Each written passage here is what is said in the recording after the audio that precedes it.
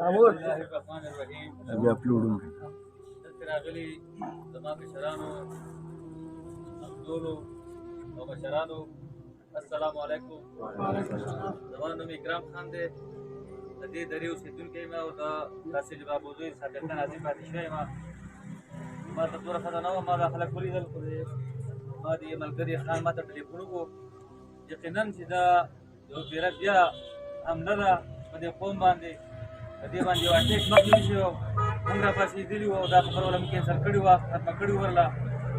اوس مو نن خبر شو، زمونږ کارکارونه واخېسته. انشاءالله زه د خپل زما تعلق د عوامي نیشنل پارټۍ سره دی، سردار بابک سره اوس خبره کوم، حاجي ته سنده کې خبره وکړي. او زمونږ نن په 2 بجې باندې پارټۍ میټینګ دی، په هغې کې به موږ دا خبره کوم، موږ په هېڅ صورت باندې موږ دې بورډونو ختمېدو ته جوړ نه یو. مګر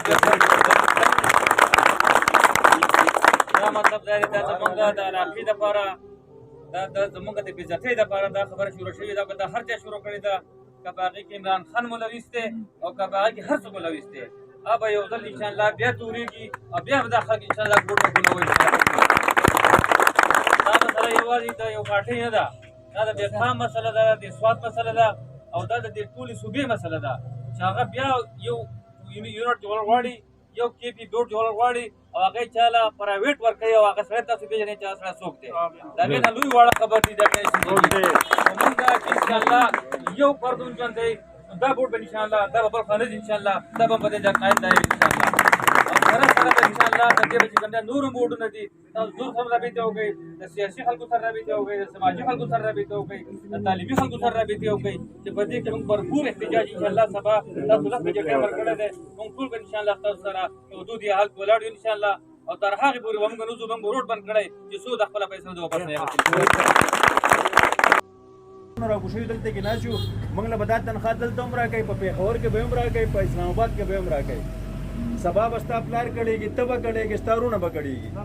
موږ ستاسو د مفادو جنګ کوو، موږ ستاسو دپاره راوتلي یو، تاسو زموږ ملګرتیا وکړئ.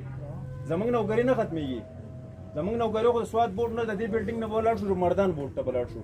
مردان نه جو پېښور، موږ به یو، تاسو به کړېږئ.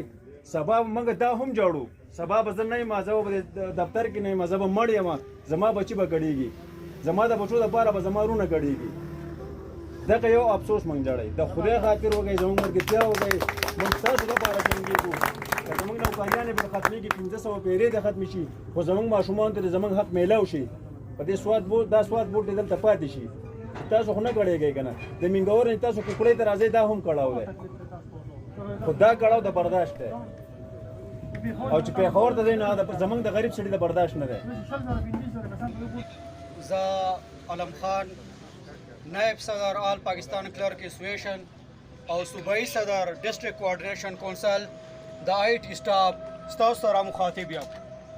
زما وروڼو، کومه مسله چې نن د کې پي کې بورډونو ته ده، هغه یوه ډېره زیاته ګجبیر مسله ده. په هغې کې چې دی عوام چې دی هغه متاثره کېږي، واړه متاثره کېږي، ماشومان جنکۍ متاثره کېږي، موریانې متاثره کېږي. ای حکومته، ای اختیارمندو، زه تاسو ته دا خبره کوم چې ولې ظلم کوئ دي. دا کم امپلای چې دی، امپلایز چې د بورډ ده، هغو ته به تکلیف دي، هغو به هغې پېښورونو ته ځي. ماشومان د تکلیف ته دي، هغه به هغې پېښورونو ته ځي. پاکستان زموږ ملک دی، موږ د دې خاورې نه پیدا یو. موږ چې دی احتجاج چې دی د 1973 هغه آیین دی، هغه باقاعده زه د امپلای ته یم، د بورډ د امپلایز ته یم، دا ستاسو حق دی چې احتجاج.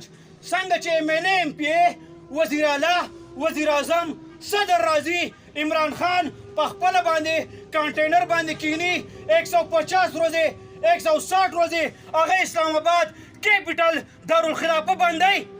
زه به یې بندوم، زه هم د دې خاورې نه پیدا یم. د کمې خاورې نه چې پرویز خټک صاحب چې کم پیدا دی، زمونږ چې کم دی د سوات وزیر اعلی صاحب هغه پیدا دی، دا خاورې نه تاسو هم پیدا یې که نه جي. موږ له دې زموږ حق راکړی شي په پوره من طریقې سره. موږ نه روډونه استعمالوو، نه مونږ